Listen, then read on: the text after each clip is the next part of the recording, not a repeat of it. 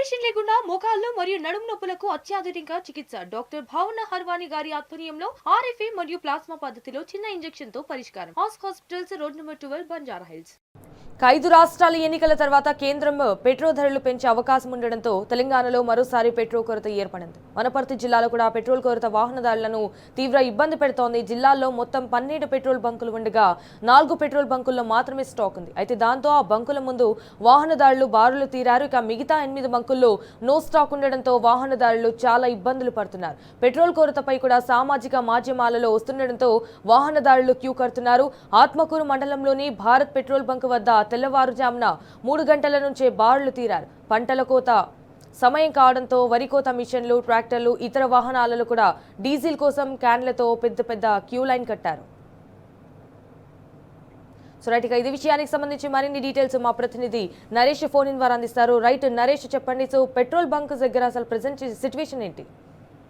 సంజన, ఉమ్మడి మహబూబ్ నగర్ జిల్లాలో వాహనదారులను petrol diesel కొరత తీవ్రంగా వేధిస్తుంది. దాదాపుగా 90% పెట్రోల్ బంకుల్లో నో స్టాక్ బోర్డులు ఉండడంతో వాహనదారులు పెట్రోల్ కోసం పట్టణాలంతా కూడా తిరగాల్సి వస్తుంది. అక్కడొకటి ఎక్కడొకటి తప్ప మిగతా దాదాపు అన్ని పెట్రోల్ బంకులు కూడా క్లోజ్ అయ్యాయి. నో స్టాక్ బోర్డులు గత 2-3 రోజులుగా దర్శనమిస్తున్నాయి. దీంతో వాహనదారులు తీవ్రంగా ఇబ్బందులు పడుతున్నారు. 1-2 చోట్ల స్టాక్ ఉన్నటువంటి చోట మాత్రం దాదాపుగా వందలాది వాహనాలు పెట్రోల్ డీజిల్ కోసం బారులు తీరారు.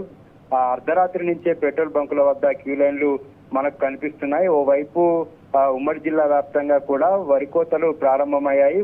వ్యవసాయ పనులకు కూడా డీజిల్ కొరత తీవ్రంగా వేధిస్తుంది. వరి కోత మిషన్లు తిరిగి ఇక్కడికి వచ్చి డీజిల్ పోయించుకునే పరిస్థితి ఉండదు. చీలలో వరి కోతలు కోస్తున్న సందర్భంలోనే అక్కడికి డీజిల్ తీసుకెళ్తారు.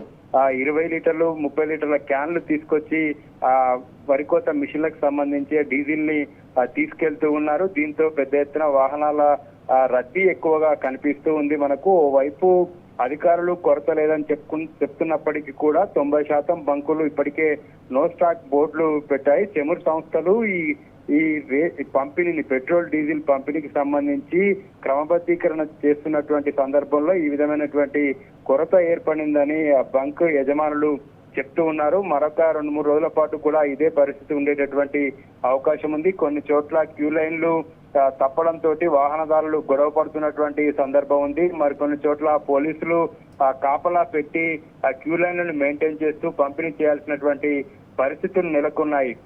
వాహనదారులు అయితే తీవ్రంగా ఇబ్బందులు పడుతూ ఉన్నారు. పెట్రోల్ దొరక్క ఆందోళన చెందుతున్నటువంటి పరిస్థితి మనకు ఉమ్మడి జిల్లా వ్యాప్తంగా కూడా కనిపిస్తుంది. Sanjana. Okay, all right Naresh, thank you for the updates.